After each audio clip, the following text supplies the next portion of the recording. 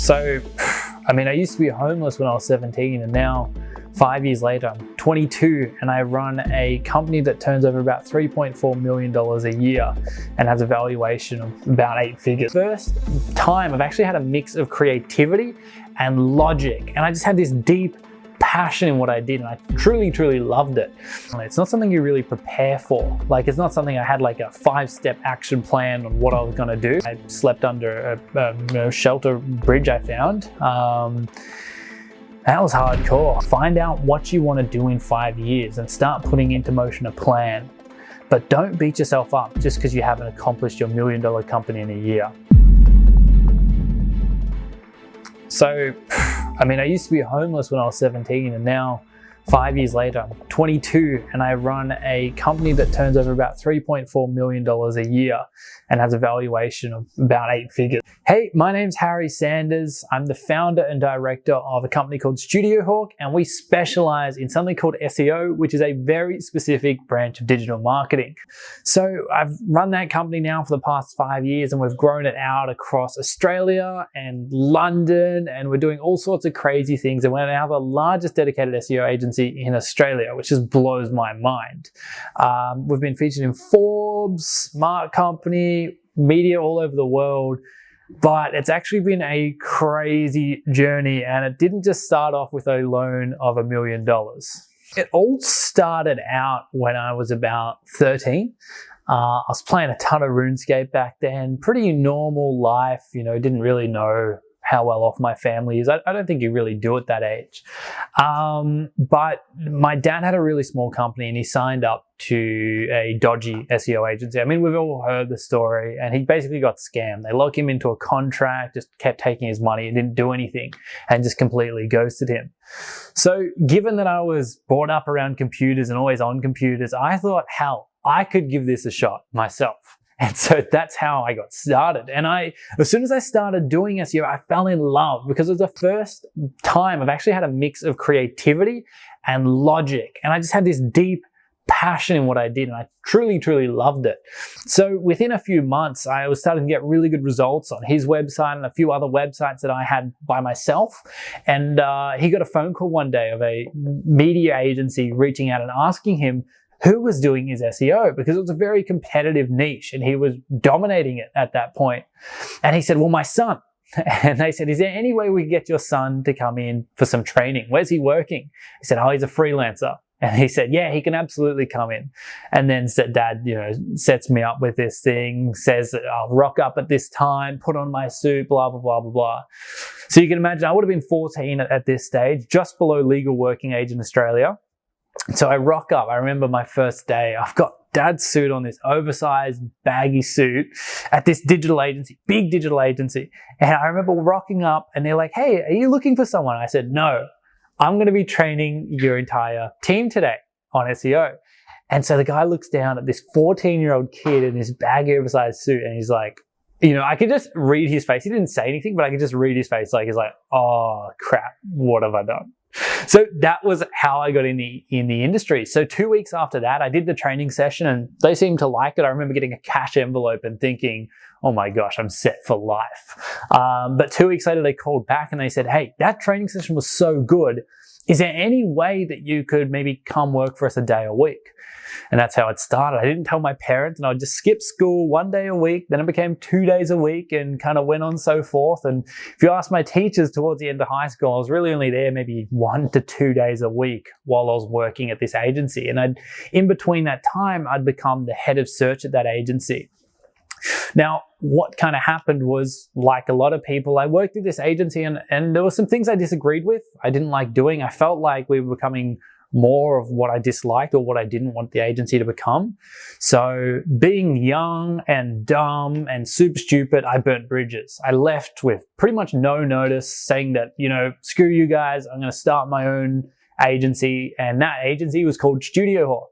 And I put all my spare money, all my everything into the formation of this.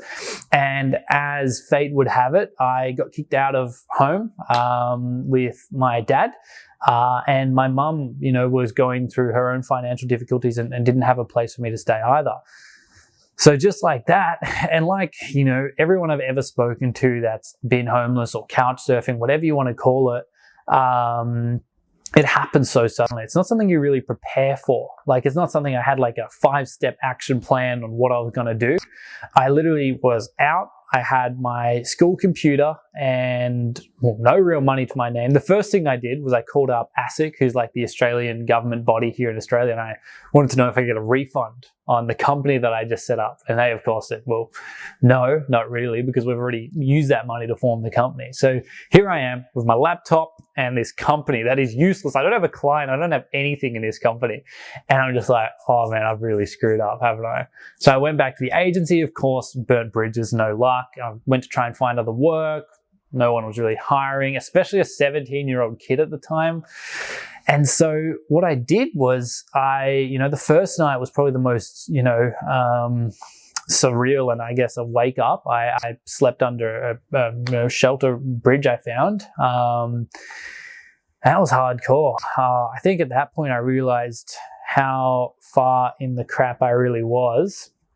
And I had this realization. I realized, all right, I've got 2 pathways in front of me right now.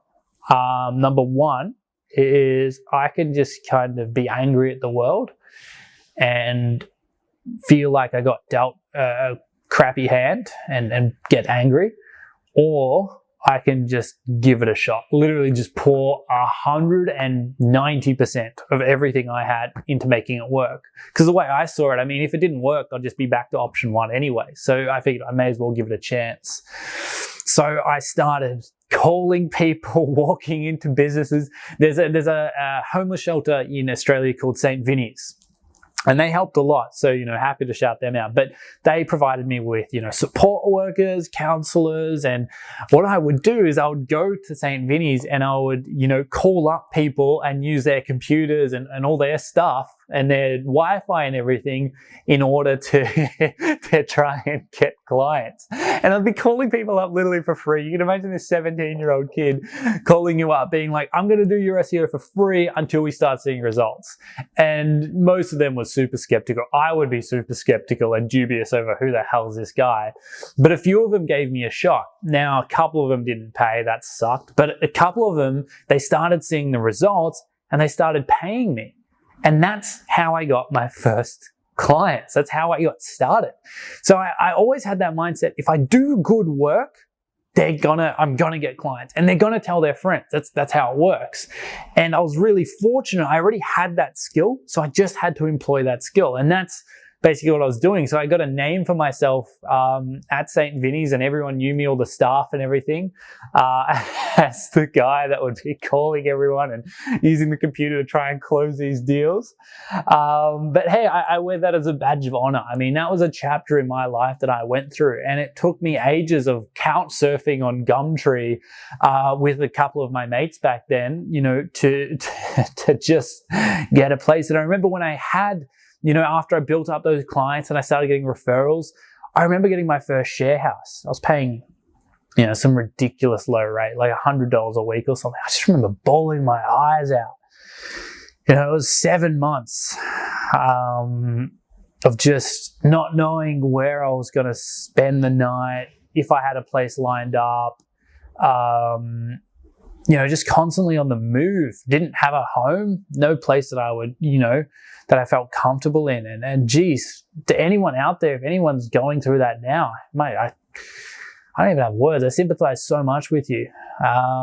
It's a tough thing, and you're probably thinking just giving up.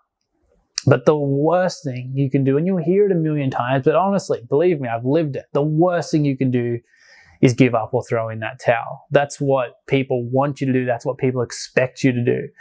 But stick it to them by working through and stepping out of your comfort zone. I mean, every time I've ever stepped outside of my comfort zone, whether it was the first speaking gig I did, I remember doing my first, presentation. Basically, one of the speakers hadn't rocked up. They had 300 people in a room, and if anyone's ever organized events, they know how scary that is. And they said, put your hand up if you wanted to give a quick pitch to everyone in the audience. And I was still 17. I think I just had my first share house at this point. And I was nervous. I'd never gotten up on a stage. I'd skipped all the public speaking in high school. You can ask my teachers about that one. And I just wasn't much of a public speaker.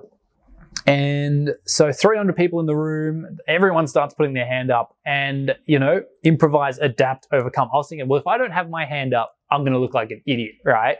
What a joke. So I put my hand up too, I got my hand up.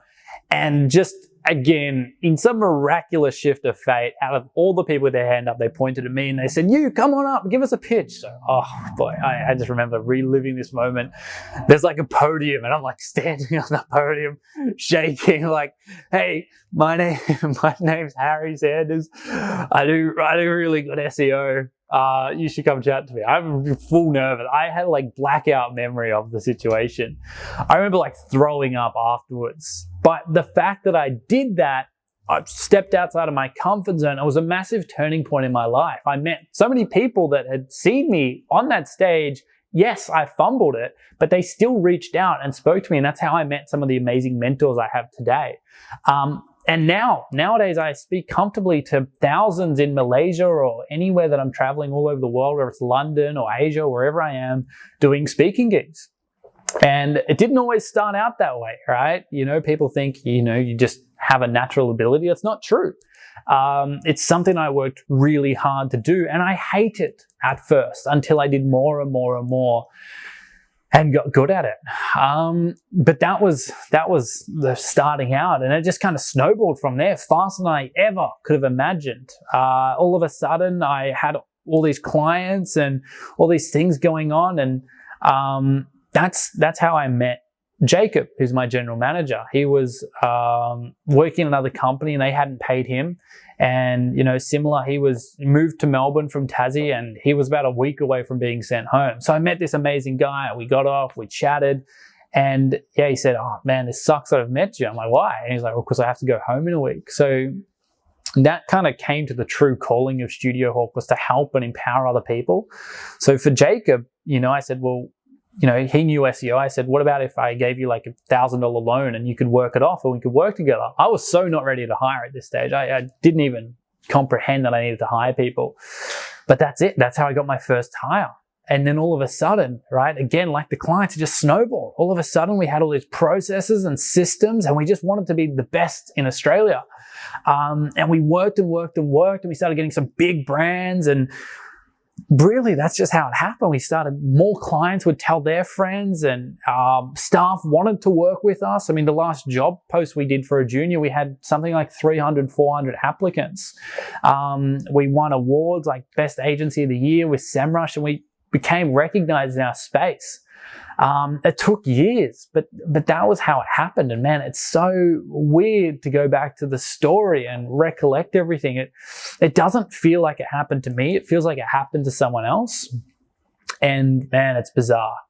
I'm glad, happened for the development it's given me.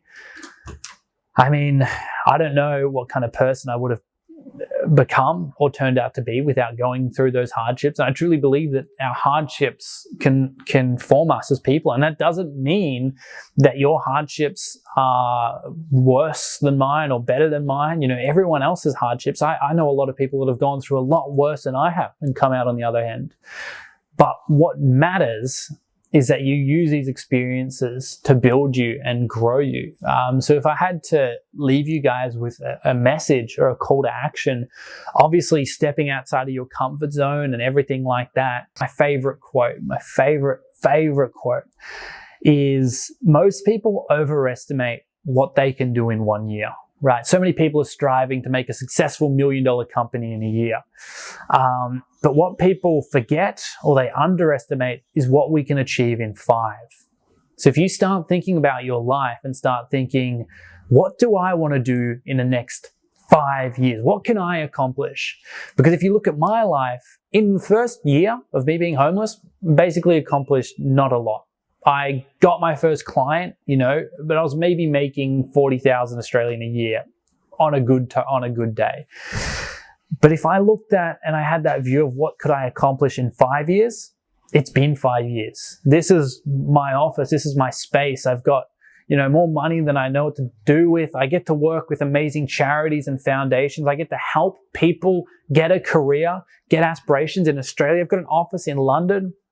Man, I really can't believe it sometimes. And it's, honestly, I'm so humbled and thankful for what I've got and the people that have helped me achieve it, because it hasn't been just me. It's amazing people like Jacob, like Graham, my mentor, and everyone else that I've met along the journey. So that would be my call to action. Find out what you want to do in 5 years and start putting into motion a plan. But don't beat yourself up just because you haven't accomplished your $1 million company in a year. I don't know many people that have.